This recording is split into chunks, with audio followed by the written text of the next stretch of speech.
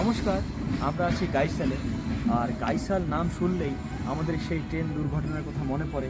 1999 সালের 2রা আগস্ট মধ্যরাত 1:45 দুটো ট্রেন, অবাধ আসাম এক্সপ্রেস আর ব্রহ্মপুত্র মেইলের কলিশন। যেই কলিশনে অফিসিয়ালি প্রায় 285 জন মানুষ মারা গিয়েছিল।